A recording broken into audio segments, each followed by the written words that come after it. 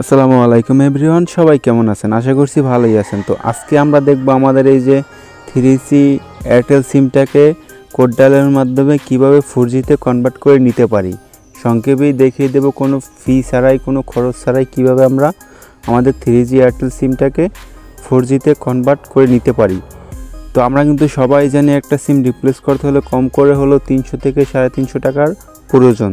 তো এটা আমরা কীভাবেই সংক্ষেপে কোনো ফি ছাড়াই করে নিব আমরা ফোনের কোড ডায়ালের মাধ্যমেই, ঠিক আছে? তো আমরা আজকে সেটাই দেখব।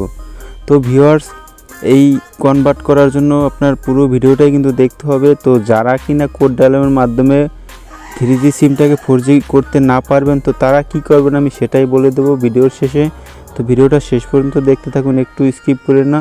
তো যারা এখন আমাদের চ্যানেলটি সাবস্ক্রাইব করেনি তারা অবশ্যই সাবস্ক্রাইব করে পাশে থাকা বেল আইকনটা অল করে রাখবেন, তাহলে এরকম ইনফরমেটিভ ভিডিও পাবেন আপনি সবার আগে।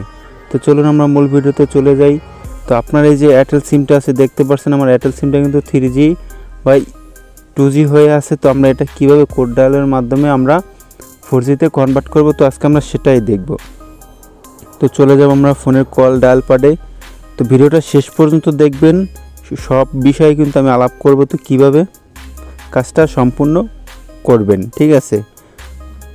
তো তারপরে ডায়াল প্যাডে চলে যাওয়ার পর আপনার *123*444# এটা উঠিয়ে যে সিমটা থেকে আপনারা 4G করবেন সেই সিমটায় ডায়াল করে দেবেন, এয়ারটেল সিমটায়। তো দেখুন আমি ডায়াল করে দিলাম।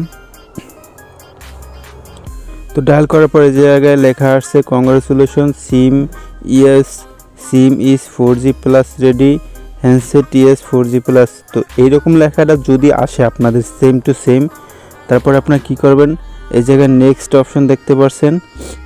তো নেক্সট অপশনে ক্লিক করে সেন্ড করে দিবেন। তো সেন্ড করে দেওয়ার পর এই জায়গায় ক্যান্সেল করে দিবেন। তো সেম টু সেম ওরকম লেখা যদি আসে, তাহলে আপনারা কি করবেন, চলে যাবেন আপনাদের ফোনের সেটিংসে, ঠিক আছে? সেটিংসে আসার পর এই যে সিম কার্ড, মোবাইল নেটওয়ার্ক ফোনের এক এক জায়গায় থাকতে পারে, এটা আপনারা একটু খুঁজে নেবেন।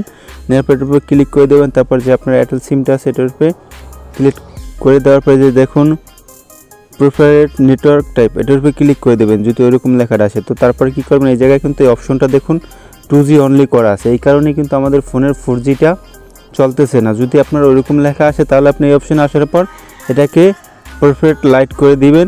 তারপর দেখুন আপনার সিমটা কিন্তু 4G চালু হয়ে গেছে, ঠিক আছে?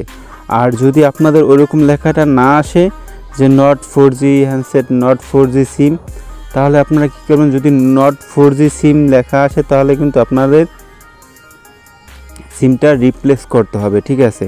কারণ এই কোডটা থেকে আগে করলে হয়তো কাজ হতো, এখন কিন্তু আর কাজ হয় না। তো আপনাদের সিমটা রিপ্লেস করে নিতে হবে, রিপ্লেস করলেই কিন্তু আপনারা সিমটাতে 4G চালাতে পারবেন।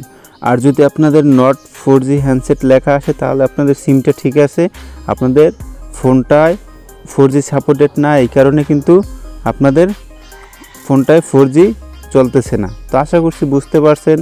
বুঝতে যদি কোথাও সমস্যা হয়ে থাকে তাহলে অবশ্যই কমেন্ট বক্সে জানিয়ে দেবেন, আমি রিপ্লাই দিয়ে সমাধান করার চেষ্টা করে দেবো। তো যারা এখন আমাদের চ্যানেলটি সাবস্ক্রাইব করেনি তারা অবশ্যই সাবস্ক্রাইব করে দিবেন, পাশে থাকা বেল আইকনটা অল করে রাখবেন, তাহলে এরকম ইনফরমেটিভ ভিডিও পাবেন সবার আগে। সবাই ভালো থাকবেন, আসসালামু আলাইকুম।